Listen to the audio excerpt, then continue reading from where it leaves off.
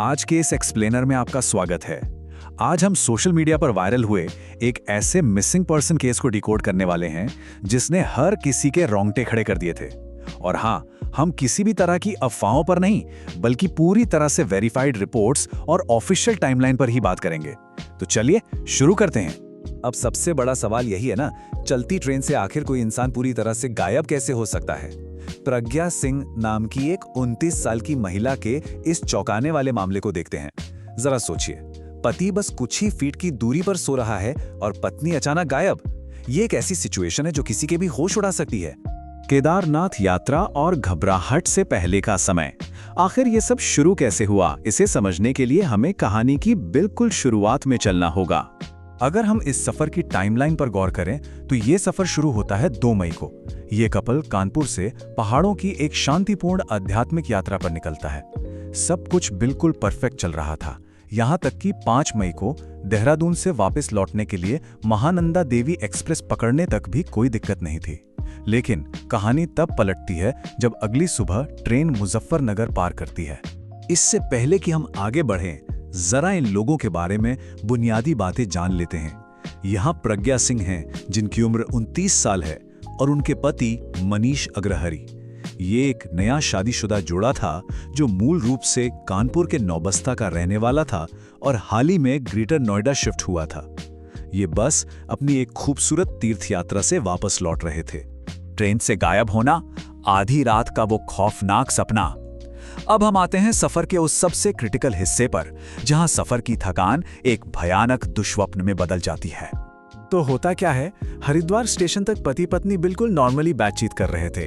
वहां कुछ नए पैसेंजर्स आते हैं तो बस सीट एडजस्ट करने के लिए प्रज्ञा को अपर बर्थ पर शिफ्ट कर दिया जाता है। उसके बाद सफर की भारी थकान की वजह से मनीष गहरी नींद में सो जाते हैं। अब जरा आगे के इन घटनाक्रमों को समझिए। मुजफ्फरनगर पार करने के बाद मनीष की नींद खुलती है। वो देखते हैं कि प्रज्ञा अपनी सीट पर नहीं है। अब जाहिर सी बात है, कोई भी शुरुआत में यही सोचेगा कि वो वॉशरूम गई होगी। वो 5 मिनट तक शांति से इंतजार करते हैं, लेकिन जब वो वापस नहीं आती तो आप इमेजिन कर सकते हैं कि एक चलती ट्रेन में वो घबराहट और डर कैसा महसूस हुआ होगा। यहाँ से मनीष की बेचैनी एकदम से बढ़ जाती है। वो सबसे पहले फोन मिलाते हैं, फोन स्विच ऑफ मिलता है। वो ट्रेन के सभी वॉशरूम्स चेक करते हैं, आगे पीछे की बोगियों में पागलों की तरह दौड़ते हैं, लोगों से पूछते हैं क्या आपने गहरे गुलाबी रंग के सूट में किसी को देखा है। ये सारे कदम साफ बता रहे हैं कि सिचुएशन कितनी आउट ऑफ कंट्रोल हो चुकी थी। और इस पूरी दहशत को जिस बात ने सबसे ज्यादा बढ़ा दिया वो ये थे कि प्रज्ञा का सारा सामान उसकी सीट पर ही छूट गया था। बिना सामान के ऐसे गायब होना, ये किसी भी एंगल से एक नॉर्मल बात नहीं लग रही थी। घबराहट भरी तलाश और जांच का आगे बढ़ना। ट्रेन तो अपनी रफ्तार से आगे बढ़ रही थी, लेकिन प्रज्ञा का कोई अता पता नहीं था। अब इस तलाश को ट्रेन के डिब्बों से निकालकर सीधे रेलवे अधिकारियों और पुलिस तक ले जाना बेहद जरूरी हो गया था। इन खौफनाक घंटों के दौरान मनीष का एक्शन कुछ ऐसा था। रात करीब 1 बजे वो रेलवे हेल्पलाइन 139 पर कॉल करते हैं। सुबह 5 बजे वो गाजियाबाद स्टेशन पर इसी उम्मीद में उतरते हैं कि शायद प्रज्ञा किसी तरह वहां पहुंच गई हो, लेकिन जब वो वहां भी नहीं मिलती तो सुबह 6 बजे फाइनली जीआरपी और रेलवे पुलिस फोर्स में ऑफिशियल कंप्लेंट दर्ज करवाई जाती है।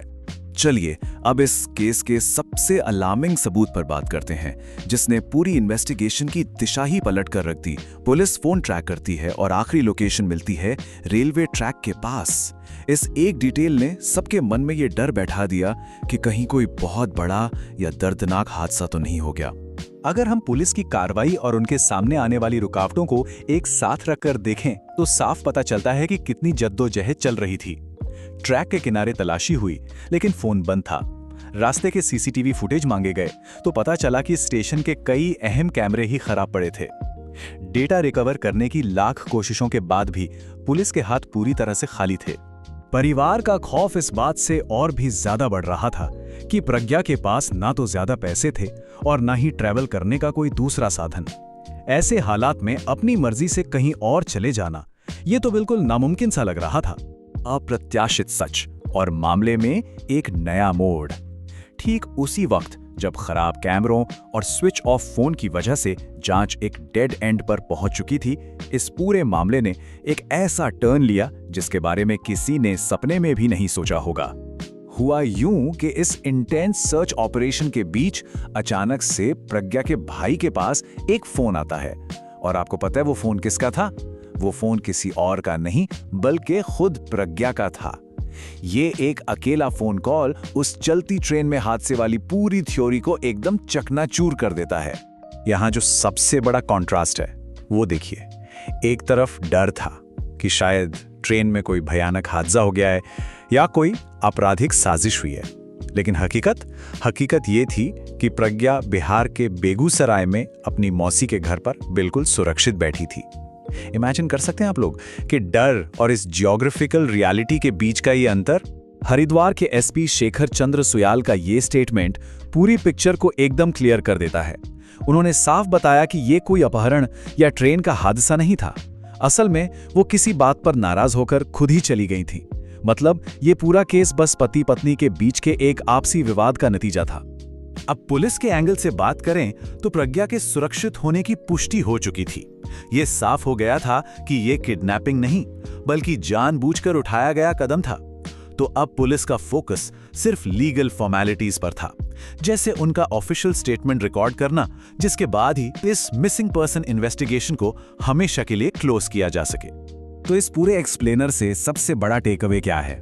यही कि जो चीज इंटरनेट पर एक वायरल मिस्ट्री बनकर छाई हुई थी वो असल में सिर्फ एक बेहद प्राइवेट और इंटरनल फैमिली मैटर निकला। बाहर से जो कहानी बहुत खौफनाक लग रही थी, असल में वो अंदर की कुछ और ही सच्चाई बयां कर रही थी। जाते जाते ये सवाल सोचने पर मजबूर करता है। आज के इस दौर में जहां कोई भी रहस्य रातों रात वायरल हो जाता है, हम कितनी बार सच्चाई सामने आने से पहले ही सबसे बुरी चीज इमेजिन कर लेते हैं। इसीलिए किसी भी नतीजे पर पहुंचने से पहले ऑफिशियल सोर्सेस पर भरोसा करना कितना जरूरी है, ये केस उसका सबसे बड़ा सबूत है। इस एक्सप्लेनर में मेरे साथ जुड़ने के लिए बहुत बहुत शुक्रिया।